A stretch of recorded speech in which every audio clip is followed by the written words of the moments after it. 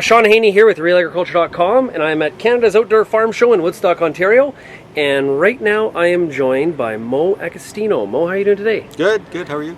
Mo's, of course, with Farms.com Risk Management. You enjoying the show? Excellent. Really, we lucked out this year because we got great weather. We're avoiding the heat here because we're in the shade, which is very comfy. It was a good idea to come out back. Mo, you did your summer crop tour. Yes. You've been doing it for how many years now? 4 years. 4 years. I've been listening to you give the talks inside the Pride Seeds Pavilion here. Right. Some interesting perspectives on where we're at in this corn market cycle, Right. and a lot of that relates to the corn tour. Tell us about it. Yeah. So this year I took my tour. It started on June 27th, ended it on July 11th. Did 16 days, 13 states, 14,000 kilometers. We did more kilometers this year because we had issues with all that moisture. As everybody knows, the climatologists around the globe were calling for an El Nino. It started in May, provided a lot of moisture for the U.S. Midwest. May was the wettest on record ever in the U.S. Midwest. June was the top 3, July top 8. I could have never scripted what I saw starting on my tour. There's a photo of me, if you go to my website at riskmanagement.farms.com/tour, me standing in a bean field with water up to my knees 3 feet high.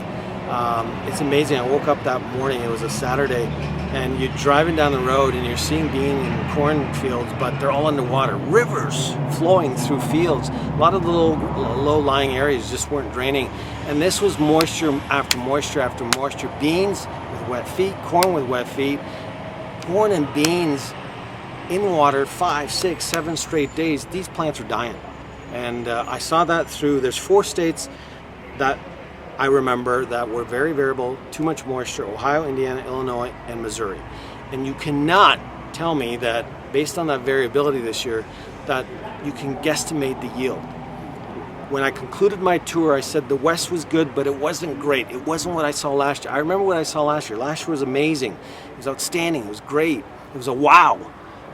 I felt the West was good, but it was 1 to 2 weeks behind compared to what I saw last year. In fact, one of the things I used on my tour was the tassels. By July 1st last year, 10 out of 13 states were tasseled. Amazing. Never seen that before. This year, maybe if I took parts from one state to another, I could come up with 1 or 2 states. That's the difference. And so I felt the West was good. It was going to offset the East. Of course, the USDA, since my tour, said, look, the West is a record. It's just as good as last year. It's more than enough to offset the East. But all of a sudden, in the September crop report, they've lowered that Western Corn Belt yield. So they're starting to talk a little bit about what I was saying about a couple months ago. The Combine's going to tell us the truth. Come October, that October 9th, WASDE crop report is going to have probably 50% of the harvest.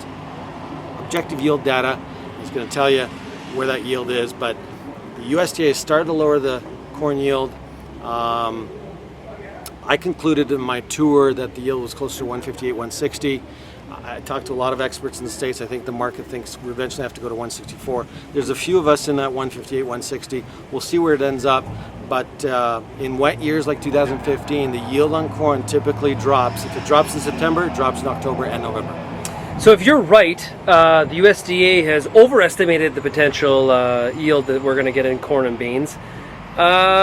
We could see a pretty good bounce in the market potentially. No question. And when we saw a bounce at the end of June, as the market was getting worried about all that moisture doing some damage, we peaked around 450 on December corn. And all of a sudden, one day we woke up, the rain stopped falling. Well, it kept falling, but not as much. The heat came, crops grew, it masked all those problems I saw.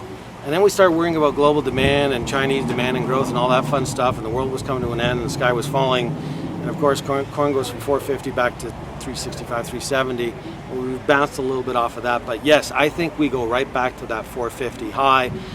It doesn't take much. Look, demand is strong. Ethanol, exports. Many thought that the USDA was going to lower exports in the September crop report, but they didn't. They think exports on corn are maybe 100 million more than they should be. But that pace should pick up. I mean, the US dollar's been too high compared to last year, 96 to par versus 80. But they did lower beginning stocks for old crop, and that tells me some insight into September quarterly grain stocks report, that report could show better demand, smaller inventory, price supportive. I think we could bounce back to 450. If we drop the yield to 164, ending stocks go from a 1592 to 13. that's enough to ration some demand, and I think we get an early Christmas rally.